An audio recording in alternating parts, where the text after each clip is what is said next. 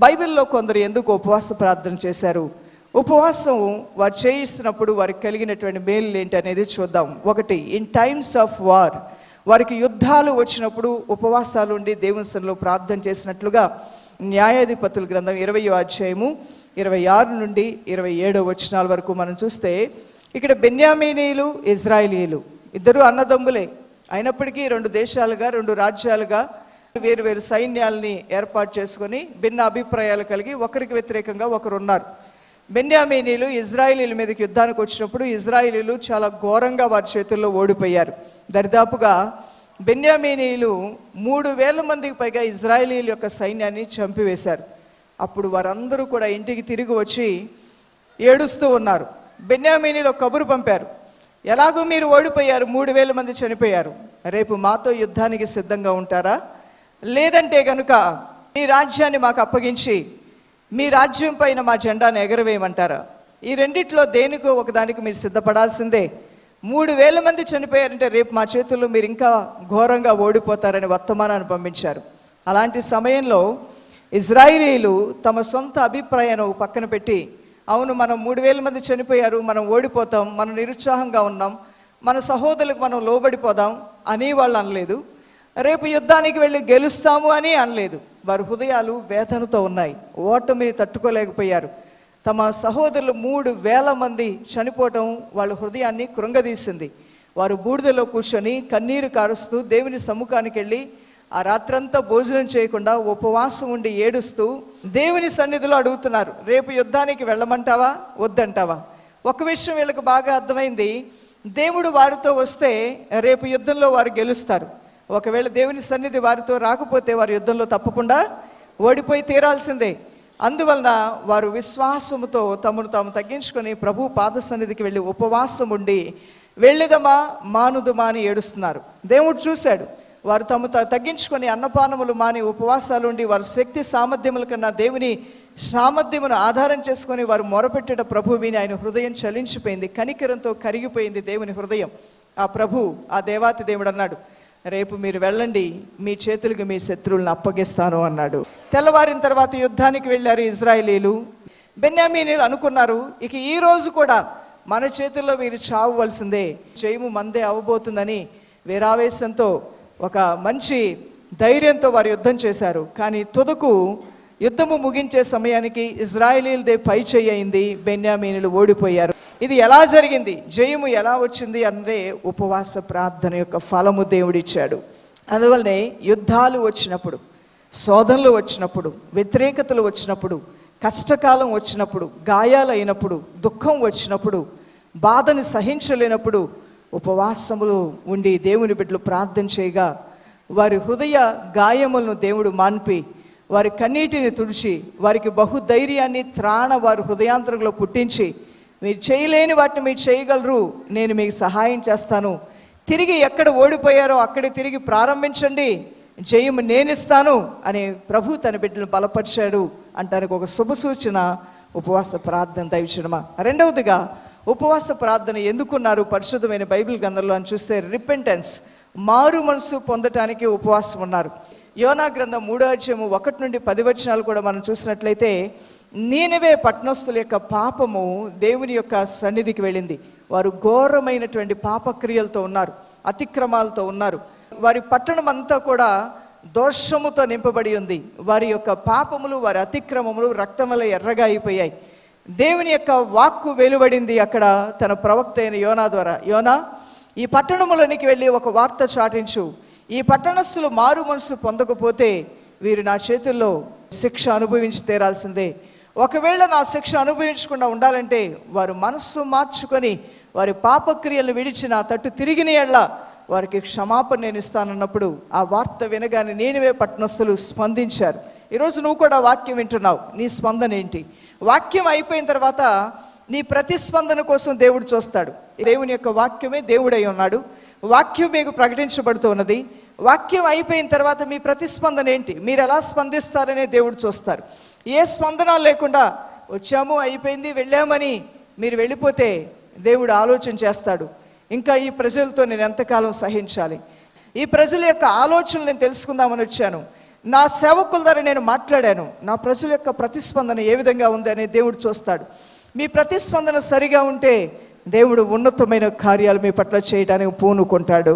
ఇక నీనివే పట్టణస్థులకి ప్రకటన జారీ చేసినప్పుడు వాళ్ళు ప్రతిస్పందించారు. దేవుని యొక్క వాక్కు వెలువడిన తోడనే వారి మనస్సులు మార్చుకున్నారు, దేవుని మాటకు ప్రతిస్పందించారు. ఆ మాటలు మనం చదువుదాం. యోనా 3:1-10 అంతటా యెహోవా వాక్కు రెండవ మారు యోనాకు ప్రత్యక్షమై సెలవిచ్చినదేమనగా, నీవు లేచి నీనివే మహాపురమునకు పోయి నేను నీకు తెలియజేయు సమాచారము దానికి ప్రకటన చేయము. కాబట్టి యోనా లేచి యెహోవా సెలవిచ్చిన ఆజ్ఞ ప్రకారము నీనివే పట్టణమునకు పోయిను. నీనివే పట్టణము దేవుని దృష్టికి గొప్పదై 3 దినముల ప్రయాణమంత పరిణామము గల పట్టణము. యోనా ఆ పట్టణములో 1 దిన ప్రయాణమంత దూరము సంచరించుచు ఇక 40 దినములకు నీనివే పట్టణము నాశనమగునని ప్రకటన చేయగా, నీనివే పట్టణపు వారు దేవుని యందు విశ్వాసం ఉంచి ఉపవాస దినము చాటించి ఘనులేమి అలుపులేమి అందరూ గోనెపట్ట కట్టుకొనిరి. ఆ సంగతి నీనివే రాజునకు వినబడినప్పుడు అతడును తన సింహాసనం మీద నుండి దిగి తన రాజవస్త్రములు తీసివేసి గోనెపట్టు కట్టుకొని బూడిదలో కూర్చుండెను. మరియు రాజైన తానును ఆయన మంత్రులను ఆజ్ఞ ఇయ్యగా, ఒకవేళ దేవుడు మనస్సు త్రిప్పుకొని పశ్చాత్తాప్తుడై మనము లయము కాకుండా తన కోపాగ్ని చల్లార్చుకొనును గనుక మనుషులు ఏదియూ పుచ్చుకొనకూడదు, పశువులు కానీ ఎద్దులు కానీ గొర్రెలు కానీ మేత మేయకూడదు, నీళ్లు త్రాగకూడదు.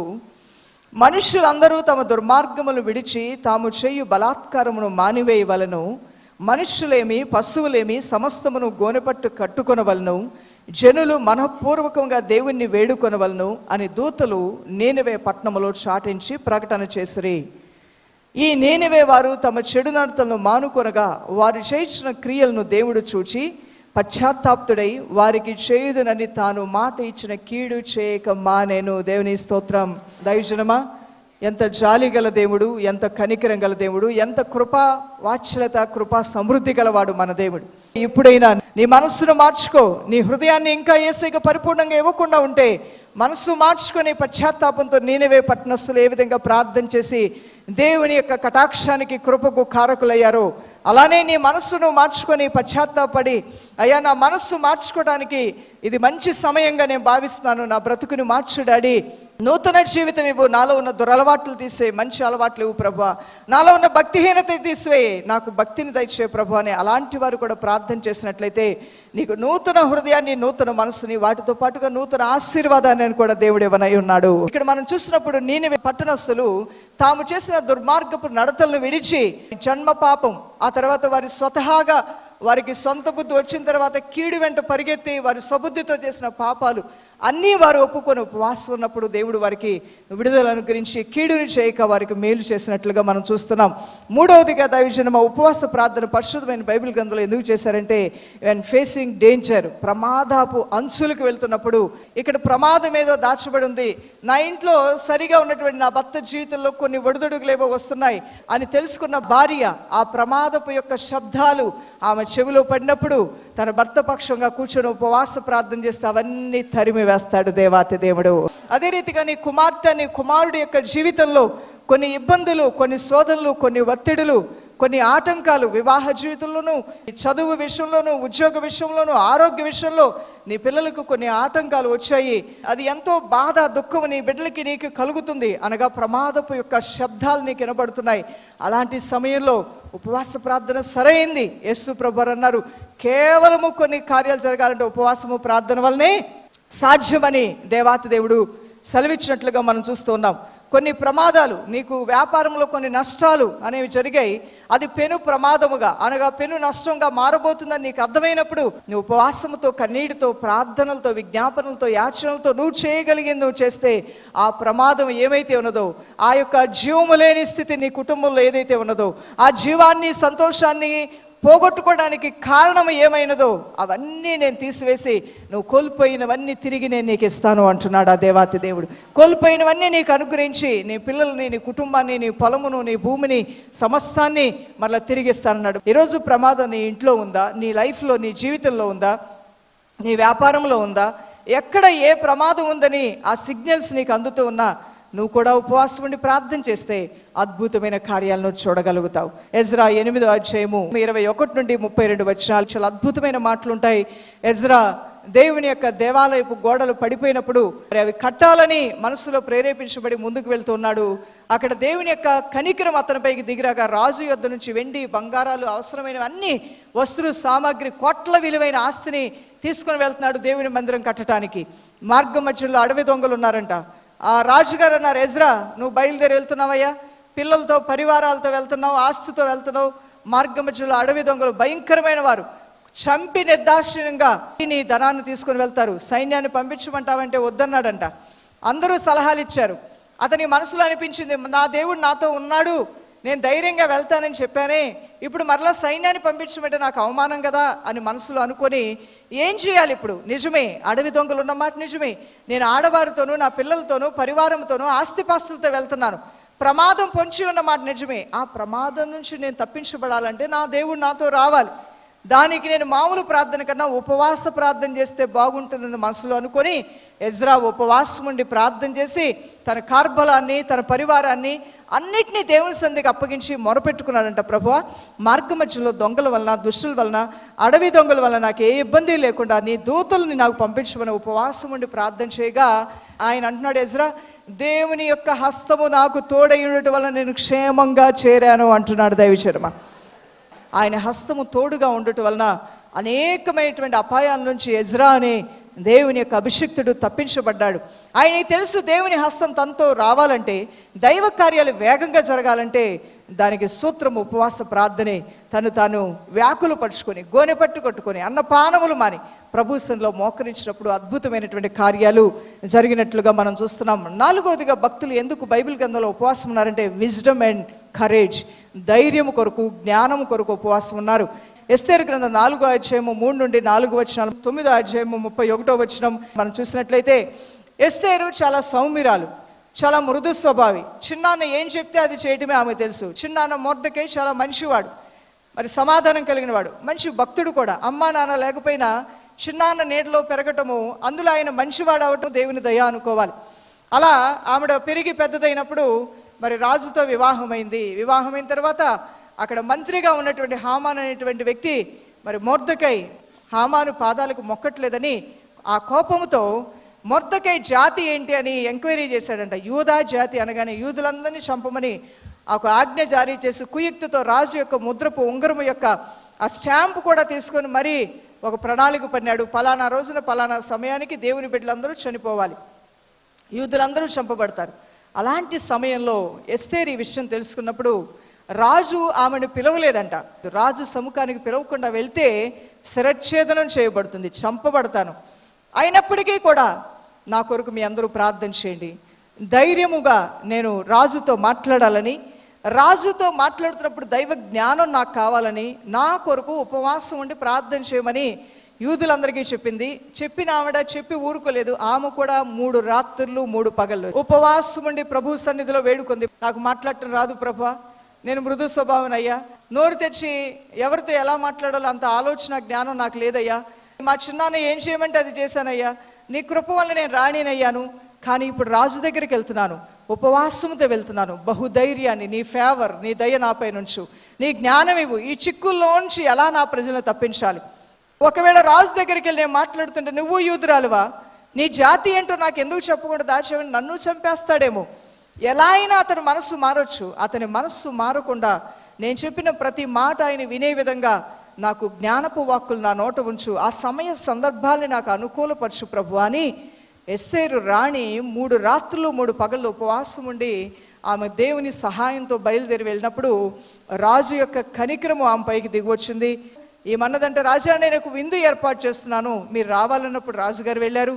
ఆ క్రమంలో హామాను తన ప్రజలకి తన కుటుంబానికి చేసినటువంటి అఘాయిత్యము అకృత్యం ఏంటో ఆ సందర్భంలో వివరించటం, రాజు దాన్ని అర్థం చేసుకోవటం, వెంటనే ఆ యొక్క చంపబడాలి యూదులనే శాసనాన్ని మార్చి అదే రోజున శత్రువులు చంపబడాలనే శాసనం తిరిగి రాయటం జరిగింది. దైవజనమా, ఎంత అద్భుతం ఇదంతా కూడా.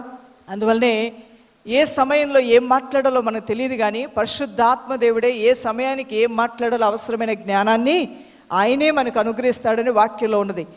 ఆమెడ ఉపవాస ప్రార్థన ధైర్యము కావాలని, కొన్ని కుయుక్తులు, కొన్ని తంత్రములు ఉన్నప్పుడు ఆ చిక్కుముడుల్ని ఎలా విడిపించాలో తెలియనప్పుడు, ఎలా ఆ సమస్యకి పరిష్కరించాలో అర్థం కాని సమయంలో ఉపవాసం ఉండి ప్రార్థన చేసినప్పుడు గడ్డు సమస్యలుగా ఉన్నటువంటి ఆ సమస్యలు అతి సునాయాసంగా తీర్చుకోవడానికి దేవుడు ఆమెకి మార్గాలు సరళపరిచాడు. దైవజనమా, ఈ రోజున చిక్కుముడులతోనూ కొన్ని ఇబ్బందుల్లో మీరు చెక్కబడి ఉన్నారేమో. ఉపవాస ప్రార్థన ద్వారా దేవుడు మీకు కూడా మార్గాలు సరళపరుస్తున్నాడు. హల్లెలూయా.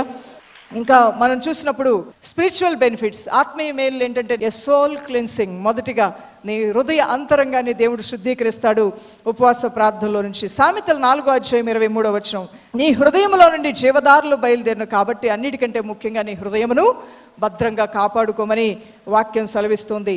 73వ కీర్తన 1వ ఇజ్రాయేలు ఎడ్ల శుద్ధ హృదయుల ఎడ్ల నిశ్చయముగా దేవుడు దయాళుడై ఉన్నాడు. ఎవరైతే శుద్ధ హృదయం కలిగి ఉంటారో అట్టి వారి పట్ల దేవుడు దయాళుత్వము, తన కనికరమును కుమ్మరించే గొప్ప దేవుడుగా ఉన్నాడు. అందువలన దైవజనమా, హృదయ శుద్ధి మనకి కావాలంటే ఉపవాస ప్రార్థనలో నీ హృదయ అంతరంగంలో దేవుని వాక్యానికి విరుద్ధమైనవన్నీ ప్రభు తీసివేస్తాడు. రెండవదిగా ఉపవాస ప్రార్థనలో ఆత్మీయంగా నువ్వు పొందే రెండవ మేలు ఏంటంటే a new desire for God. నీకు ఒక నూతనమైన హృదయంలో ఒక కోరిక, ఒక హృదయ వాంఛ కలుగుతుంది. ఒక క్రమశిక్షణతో కూడిన ఆత్మీయ జీవితాన్ని నేను జీవించాలని. చాలాసార్లు చాలా ఒప్పందాలు చేసుకున్నావు, నిబంధనలు చేసుకున్నావు. ప్రతి కొత్త సంవత్సరం వచ్చినప్పుడు ఈ సంవత్సరం ఇలా ఉంటాను ప్రభా, రోజు ప్రార్థన చేస్తా, రోజు బైబిల్ చదువుతా, ఎన్నెన్నో అనుకున్నావు. కానీ అది 2 రోజులే. ఆ తర్వాత నువ్వు మామూలుగానే మారిపోయావు. ఆత్మీయ జీవితంలో ఒడిదొడుగులు పడుతూ లేస్తూ ఉన్నావు. ఈ స్థితి నీవు అధిగమించాలంటే ఫాస్టింగ్ ప్రేయర్ అనేది నీకు చక్కగా ఉపయోగపడుతుంది. దైవజనమా, ఏ డీప్ ప్రైజ్, దేవుణ్ణి హృదయపూర్వకంగా గనపరచాలి, హృదయపూర్వకంగా ఆయన ప్రేమించాలి, వేషధారణ లేకుండా ఆయన కొరకు శుద్ధ హృదయంతో యథార్థమైన జీవితంతో బ్రతకాలనే ఒక వాంఛను దేవుడు నీకు అనుగ్రహిస్తాడు ఉపవాస ప్రార్థనలో. ఏ న్యూ సాటిస్ఫాక్షన్, ఒక నూతనమైన సంతృప్తిని దేవుడు నీకు ఇస్తాడు. అంతేకాదు, నీ యొక్క ఉపవాస ప్రార్థన ద్వారా శరీరాన్ని ఆత్మకు లోబరిచే విధానంలోకి నువ్వు నడిపించబడతావు. శరీరము ఆత్మకు, ఆత్మ శరీరానికి విరుద్ధంగా పోరాడుతుంది. శరీర క్రియలను జయించడానికి ఆత్మ ప్రజ్వలిల్లాలి అంటే ఉపవాస ప్రార్థన నీకెంతో మేలుకరంగా ఉంటుంది. గలతీ 5:17 శరీరము ఆత్మకును, ఆత్మ శరీరమునకును విరోధముగా అపేక్షించును, ఇవి ఒకదానికొకటి వ్యతిరేకముగా ఉన్నవి గనుక మీరేమి చేయ నిశ్చయించరో వాటిని చేయకుందరు. మీరేమి చేయాలనుకుంటారో వాటిని చేయలేరు, ఏమి చేయకూడదు అనుకుంటారో వాటినే చేస్తారు.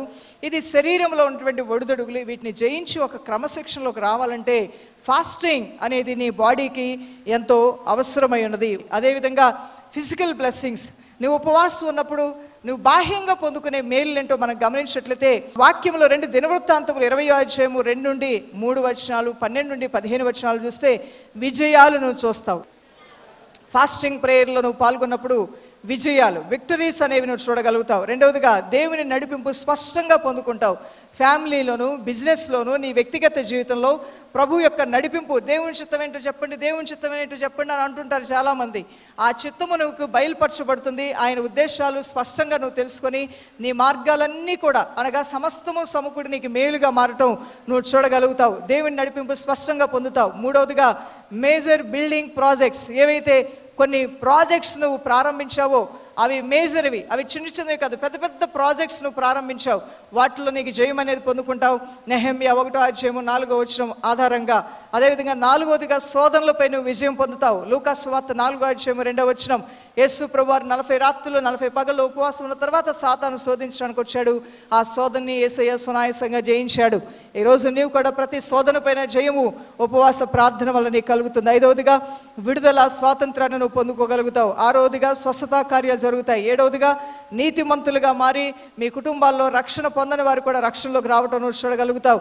8వదిగా దేవుని కాపుదలు నువ్వు పొందుతావు. ఎజ్రా ఏ విధంగా దేవుని కాపుదలు పొందారో ఆ విధంగా. 9వదిగా ప్రార్థనలకు జవాబులు నువ్వు పొందుకుంటావు. 10వదిగా పరిశుద్ధాత్మ నడిపింపు నీ జీవితంలో నువ్వు చూడగలుగుతావు. 23వ కీర్తన 4వ 37వ కీర్తన 23వ సామెతలు 3:5-6 మనం చూసినట్లయితే పరిశుద్ధాత్మ నడిపింపులోనికి నీ యొక్క మనస్సు, నీ తలంపులు, నీ సబుద్ధి అనేది పోయి దేవుని యొక్క ఆత్మకు అనుగుణంగా నడుచుకునే ఆ కృప నీపైకి దిగి రావటం నువ్వు అనుభవించగలుగుతావు. 11వదిగా యేసయ్య సన్నిధిలో నుంచి నువ్వు నూతన బలాన్ని పొందుకుంటావు. నీలో పిరిగితనము, భయము ఇవన్నీ కూడా కొట్టుకొని పోయి దేవుని భయభక్తులు గల వారు ధైర్యంగా ఉంటారనేటువంటి ఆ మాట నీలో కలిగి ఉండటం నువ్వు చూడగలుగుతావు. దైవాశీర్వాదాలను చూడగలుగుతావు. యెషయా గ్రంథం 40వ 31వ వచనంలో ఇది రాయబడి ఉంటుంది. యెహోవా కొరకు ఎదురు చూసేవారు నూతన బలము పొందుదురు, వారి పక్షిరాజు వలె రెక్కలు చాపి పైకి ఎగురుతారని. 12వదిగా ఏమీ లేని స్థితిలో కూడా సమృద్ధితో కూడిన మంచి ఫలాలను నువ్వు పొందుకోగలుగుతావు. దానికి ఒక మంచి మాట బైబిల్ గ్రంథంలో రాయబడి ఉంటుంది. యెహోవాను నమ్ముకుని వాడు ధన్యుడు, యెహోవా వానికి ఆశ్రయముగా ఉండును, వాడు జలముల యొద్ద నాటబడిన చెట్టు వలె ఉండును, అది కాలువల ఓరను దాని వేళ్లు తన్నును, వెట్ట కలిగినను దానికి భయపడదు, దాని ఆకు పచ్చగా ఉండును, వర్షం లేని సంవత్సరమున చింత నొందదు, కాపు మానదు. అనగా ఏమీ లేదు, వర్షము లేదు. అక్కడ వర్షము లేకపోతే ఏమవుతాయండి? నదులు ఎండిపోతాయి, చెట్లు ఎండిపోతాయి. కానీ వర్షం లేని సంవత్సరం కూడా చింత నొందదు, కాపు మానదు. దేవుడిని నమ్ముకున్నప్పుడు నీకు ఏముందా ఏమి లేదా అనే స్థితిని బట్టి నువ్వు వర్ధిల్లవు, కానీ యెహోవా ఆశీర్వాదం నీకు ఐశ్వర్యముగా మారుతుంది. నీ బంధువుల ఊహకి, నీ కుటుంబస్తుల ఊహకి, వారి ఆలోచనలకు మించినంత ఎత్తైన స్థితిలోనికి, ఉన్నతమైన స్థితికి నీ దేవుడు తీసుకువెళ్ళగల శక్తిమంతుడు. ఇలా ఎన్నెన్ని రీతిలుగానో దేవుని యొక్క ఆశీర్వాదాలు, దీవెనలు మనం చూడగలం. ప్రార్థన చేద్దాం. డాడీ, నీకు మహిమ రాజా, నువ్వు మహోన్నతమైన దేవుడు, నువ్వు సర్వశక్తి గల దేవుడు. నీ దక్షిణహస్త కార్యాలతో నీ ప్రజలను దర్శించు, నీ పరిశుద్ధ కార్యములతో నీ ప్రజలను దర్శించండి. అన్నీ బాగుంటేనే నా జీవితం బాగుంటుందో అనుకోవద్దు. నీ భక్తి నీకు లాభముగా భావించు, నీ ప్రార్థన నీకు దీవెన అని నువ్వు మర్చిపోవద్దు. ఏమీ లేకపోయినా నువ్వు చింత నొందవు, కాపు మానవు. దేవుని బిడ్డ, క్షేమాభివృద్ధిని నీ ప్రజలకు దయచేయండి. ప్రతి వ్యాధిగ్రస్తమైన దేహమునకు యేసు నామములో స్వస్థత కలుగును గాక. అయా, ప్రతి విధమైన బాధ, ఇబ్బంది, కరువు, కాటకములు, రోగములు, ప్రమాదములు, అపాయములు, శోధనల నుంచి నీ ప్రజలను తప్పించండి నాయన. వారి పాదము సమభూమిలో పెట్టే కృప దయచేయండి. వారిని వేధిస్తున్న ప్రతి చీకటి శక్తులకు ప్రభావాన్ని కొట్టివేయండి. అంధకారకి లయపరచండి. నీ సన్నిధిలో ఎంత శక్తి ఉన్నదో, నిన్ను కలిగి ఉండట్లో ఎంత ఆశీర్వాదం ఉన్నదో అయా నా తండ్రి, వారి మనస్సును స్థిరపరచుకుని ఉపవాసము చేయటం వల్ల వారి జీవితాలకు ఎంత క్షేమం ఉన్నదో, ప్రార్థనలో ఉన్న, భక్తిలో ఉన్న, నీ సహవాసములో ఉన్న ఫలాలు ఎంత ఉన్నతమైనవో నీ ప్రజలు కళ్ళారా చూసి, రుచి చూచి, అనుభవించి నీ ఉన్నతమైన మన ఘనపరిచే రీతిగా నీ కార్యాలు నీ ప్రియుల పట్ల ప్రబలింప చేయండి అయ్యా. దేవుని యొక్క మహిమైశ్వరంలో మీ ప్రతి అవసరత తీర్చబడుగాక. నీ మహిమగల కార్యములతో వారిని దర్శించి, వారి ప్రార్థనలు జవాబిచ్చి, వారిని ఆదరించి బలపరచమని యేసు నామములో అడుగుచున్నాం మా ప్రియ తండ్రి. ఆమేన్, ఆమేన్.